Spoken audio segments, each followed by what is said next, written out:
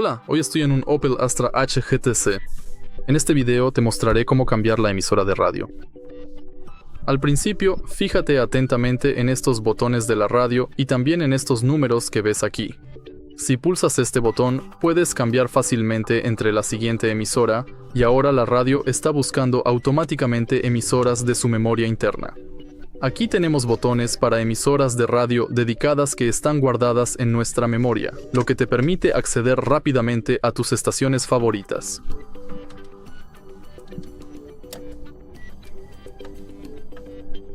Y eso es todo. Si te ha resultado útil este video, por favor deja un like, comenta y suscríbete.